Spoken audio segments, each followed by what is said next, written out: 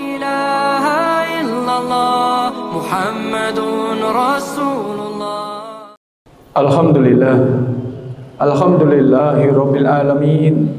Hamdan syakirin, hamdan naimin, hamdan yu'afi ni'amahu wa yukafi mazidah. Ya Rabbana lakal hamdu wa ma yanbaghi lil jalali wajhikal karimi wa azilmi sultanik. Nahmatuhu wa hamdihi wa nastaghfiruhu kastaghfarih wa bihi nasta'inu. Asyhadu an la ilaha illallah wa asyhadu anna Muhammadar Rasulullah. Allahumma sholli ala Muhammad wa ali Muhammad. Qala Allah Ta'ala bil Qur'anil Karim, a'udzu billahi minasyaitonir rajim. Ya ayyuhallazina amanu ittaqullaha haqqa tuqatih wa la tamutunna illa wa antum muslimun. A'udzu billahi minasyaitonir rajim. Ya ayyuhallazina amanu kutiba alaikumusyamu kama kutiba alal ladzina min qablikum la'allakum tattaqun. Shadaqallahul azim. Jamaah Jumat yang sangat saya hormati rahimakumullah, marilah kita bersyukur atas apa yang diberikan oleh Allah SWT sampai siang hari ini, sehingga yang pertama kita dapat menjalankan ibadah Jumat. Semoga dengan ibadah ini kita diridhai oleh Allah SWT.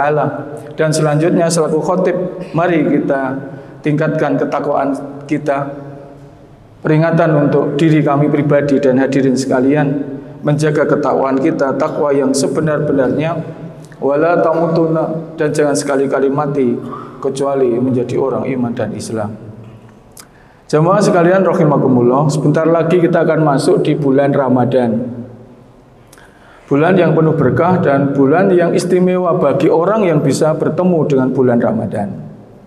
Maka dari itu, izinkan kami selaku khotib untuk melihat perspektif dari surat Al-Baqarah 183 yang ujungnya adalah bahwa kita itu berpuasa supaya kita menjadi orang yang la'alakum tattaqun.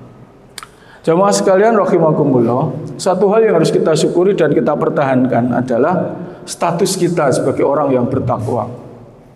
Justifikasi dari ini itu sangat banyak dalam Al-Quran. Coba saya akan lihat misalnya di surat Al-Hijr 45 dengan surat Az-Zumar 15. Kalimatnya pendek, konteksnya begitu dalam. Allah SWT mengingatkan, innal muttaqina fi jannatin fa'uyun. Sesungguhnya orang bertakwa itu tempatnya di surga. Orang bertakwa tempatnya di surga fa'uyun, yang dihias dengan air mancur yang sangat indah. Jadi Allah SWT sudah menegaskan orang bertakwa itu tempat di surga. Takwanya sampai kapan? Ya takwa sampai dihisab.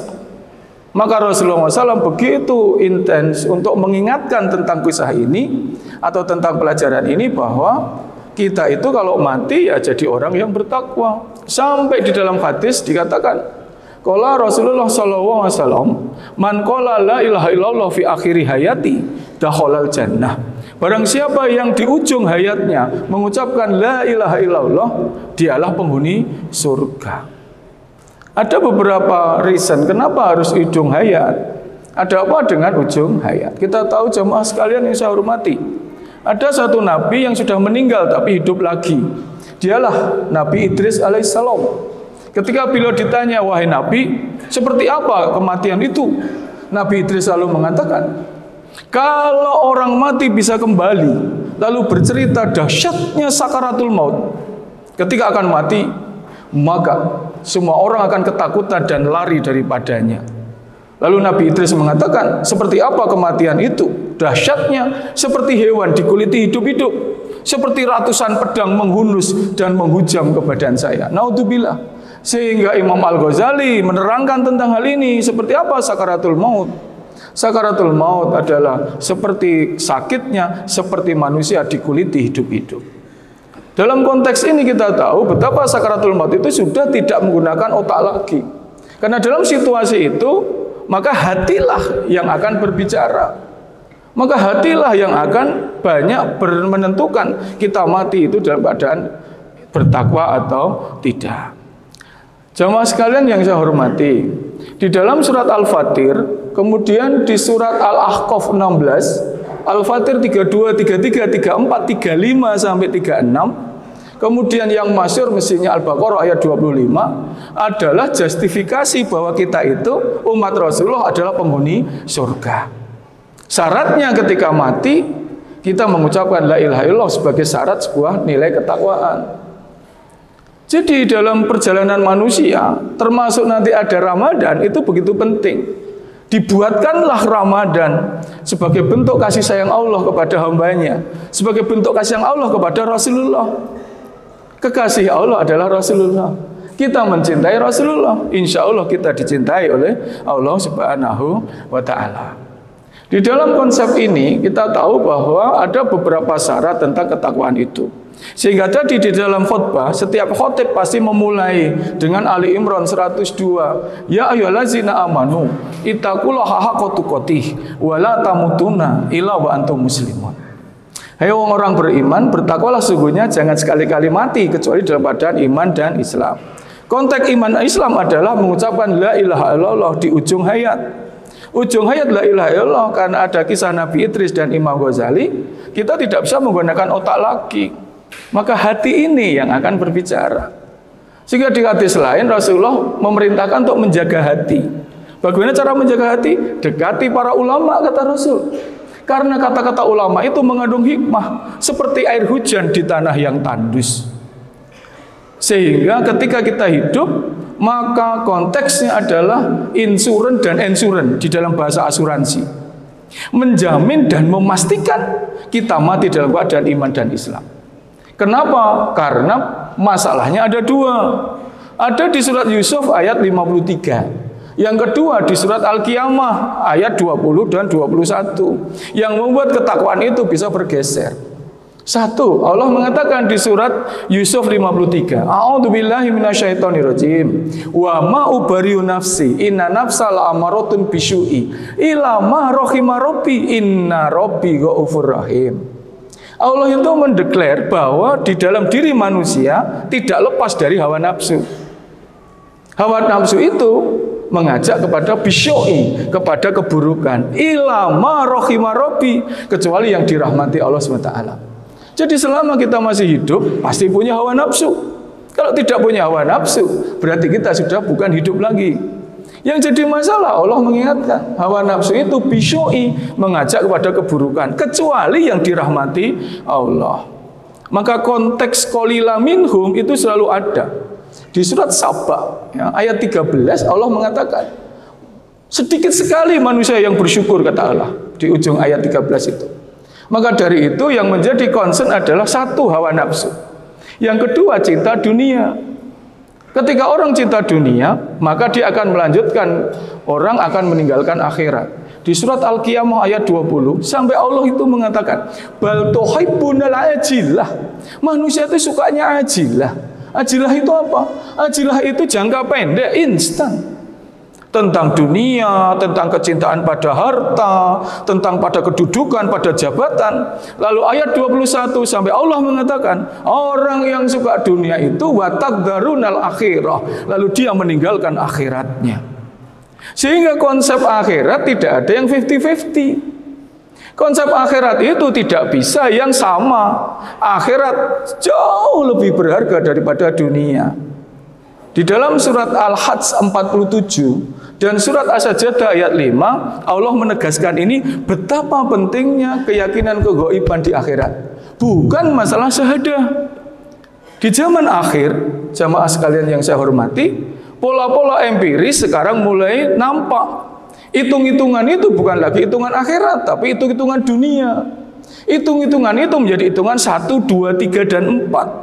Bukan lagi hitungan kegaiban yang tanpa batas dan endless. Makanya Allah mengatakan, urusan langit dan bumi urusanku, kata Allah. Aku hitung urusan akhirat, 1 hari di akhirat sama dengan 1000 tahun di dunia. Sampai segitunya Allah SWT mengingatkan, 1 hari di akhirat itu sama dengan 1000 tahun di dunia. Jadi 1 berbanding 365.000. Di Al-Hajj 47 sama. Sampai Rasulullah itu menegaskan tentang hal ini. Lalu beliau mencelupkan jarinya ke laut, lalu beliau angkat. Perumpamaan dunia adalah seperti air yang tersisa di jari ini. Sementara akhirat adalah laut yang sangat luas itu. Jadi puasa Ramadan adalah puasa yang bernilai kegaiban, toolsnya adalah duniawi. Tidak makan, tidak minum, tidak berhubungan suami istri dari terbit fajar sampai tenggelam matahari. Itu dunianya, hitung-hitungannya. Tapi hatinya adalah omnipresent. Menghasilkan apa? Bahwa kita selalu dilihat oleh Allah SWT. Ini kegaiban. Jadi jangan digeser Ramadan ini menjadi ritual-ritual duniawi. Tidak makan, tidak minum itu sama dengan diet. Tapi yang sebenarnya kan bukan masalah dietnya. Tapi masalah adalah memper hawa nafsu. Untuk kita mengalahkan hawa nafsu, satu, yang kedua adalah mengalahkan kecintaan dunia. Kecintaan dunia itu ada di mana? Ada di hawa nafsu. Yusuf 53. Untuk makan, kemudian wanita, harta benda. Dengan puasa 30 hari, maka semuanya itu akan ditahan. Jadi nilai-nilai puasa untuk orang beriman tidak sekedar masalah empiris, tidak makan, tidak minum, tapi sebuah keyakinan menjaga, satu adalah mengendalikan hawa nafsu, yang kedua adalah untuk kita menjaga ketakwaan kita.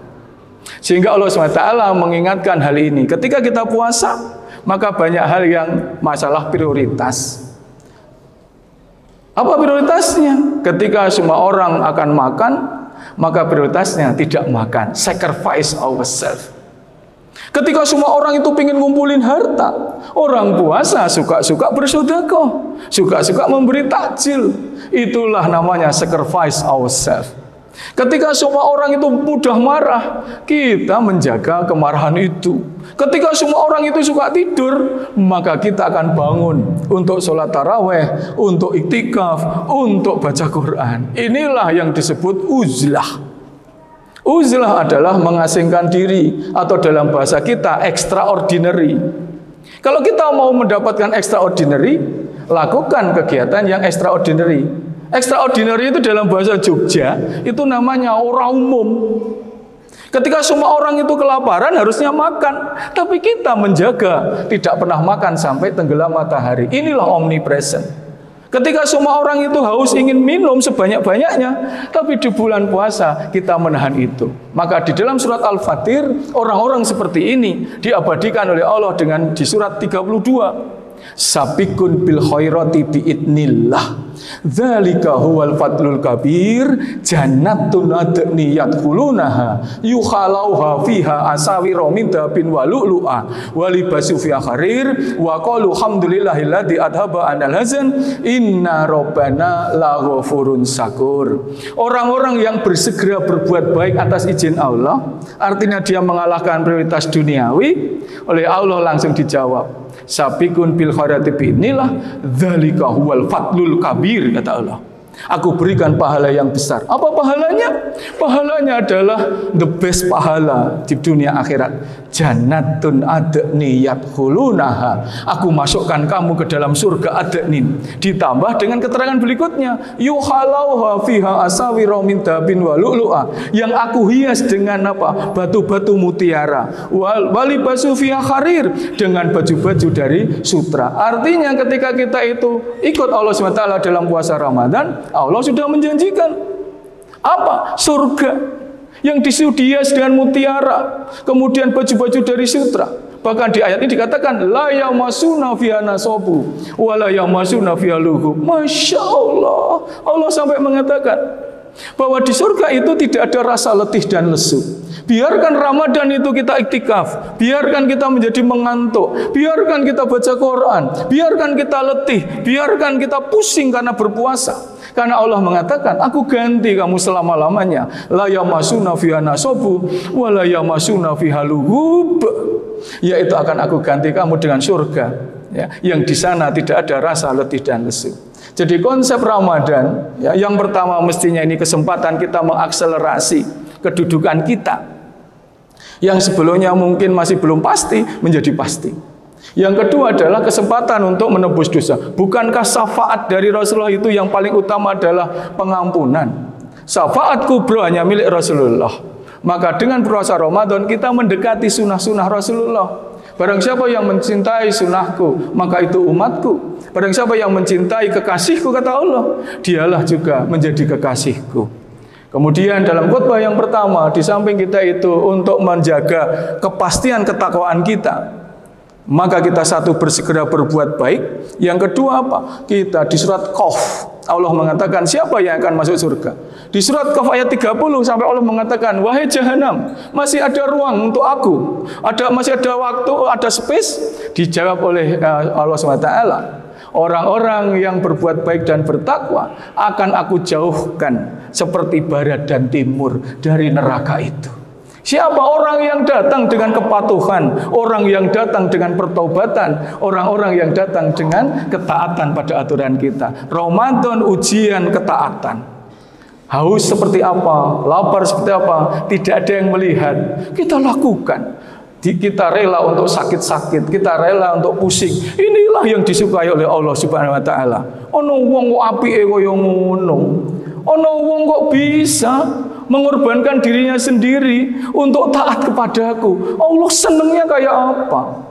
Ketika kita kelaparan, semua orang makan. Wong apike kaya ngono. Begitu dia cinta kepadaku, dia rela 30 hari untuk lemas. Dia rela 30 hari untuk pusing kepalanya. Maka layaklah dia la'allakum tattaqun, la'allakum tattaqun. Aqulu qouli hadza wastaghfirullahalazim wastaghfiruhu innahu huwal ghafurur rahim.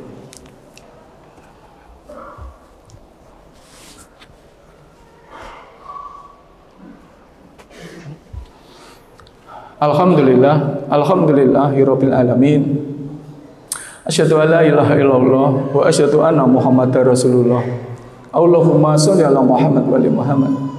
Kalau Allah Ta'ala bil Qur'anil Karim, a'udzu billahi minasyaitonir rajim. Ya ayyuhallazina amanu ittaqullaha haqqa tuqatih wa la tamutunna illa wa antum muslimun. Dalam khutbah kedua, perkenankanlah saya meng-highlight sebuah kisah dari sahabat yang bernama Tolhah bin Ubaidillah. Ketika itu sahabat yang istimewa ini bermimpi ada dua orang di depan pintu surga. Yang satu meninggal karena ikut perang bersama Rasulullah. Mungkin dia mati syahid.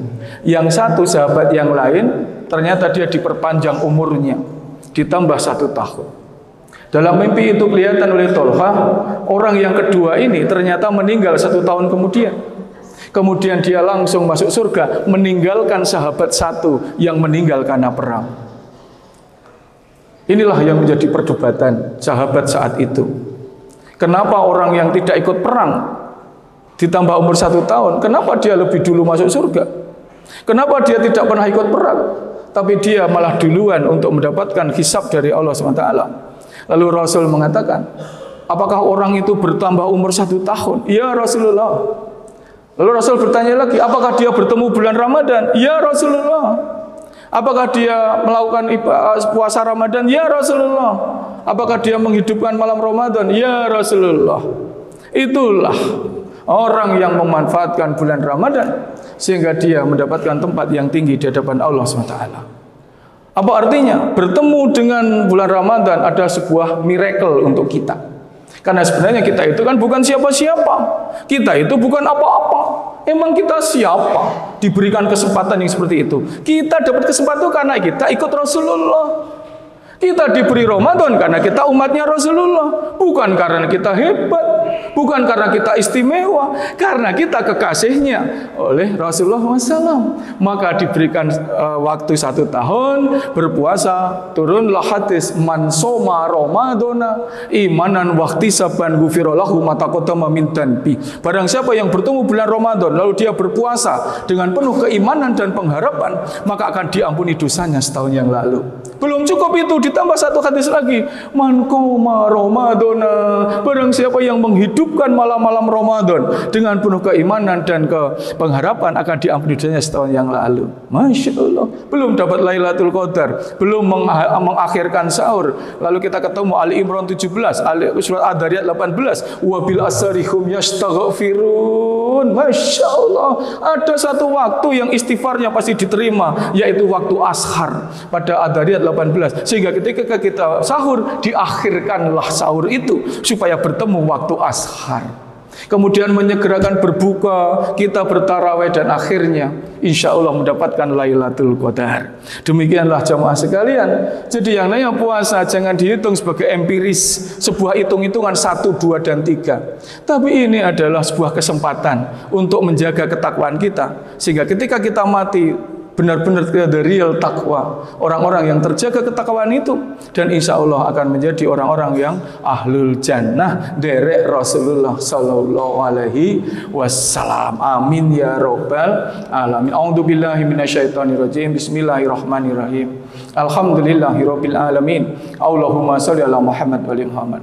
Allahumma fir lil mu'minina wal mu'minat wal muslimina wal muslimat al ahya minhum wal amwat sami'un qarib mujibud da'wat ya qatil hajat. Rabbik firli wa li walidayya warhamhuma kama rabbayana shighara. Rabbana la tuzigh qulubana ba'da idh hadaytana wa hab lana min ladunka rahmah innaka antal wahhab. Rabbi auzilni munzalan mubarakan wa anta khairu munzilin. Ya Allah ya Rabbi, ampunilah dosa-dosa kami, dosa-dosa kedua orang tua kami, leluhur kami, keluarga dan keturunan kami ya Allah. Jauhkan kami dari kemusibah, jauhkan kami dari cobaan sekiranya kami tidak sanggup memikulnya. Kami bermohon ya Allah, pertemukan kami dengan bulan Ramadan. Ramadan yang Engkau terima amal ibadah kami, Ramadan yang Engkau ampuni semua dosa kami. Engkau jauhkan kami dari siksa kubur ya Allah. Engkau jauhkan kami dari siksa api neraka ya Allah. Seandainya Engkau hentikan hidup kami, kami bermohon matikanlah kami dalam keadaan husnul khotimah ya Allah. Husnul khotimah ya Allah. Husnul khotimah ya Allah. Rabbana taqabbal minna innaka antas samiul alim wa tub alaina innaka antat tawwabur rahim. Rabbana atina fid dunya hasanah wa fil akhirati hasanah wa qina adzabannar. Subhana rabbika rabbil izzati amma yasifun wa salamun alal mursalin walhamdulillahi rabbil alamin. Aqimis shalah. La ilaha illallah Muhammadun Rasulullah.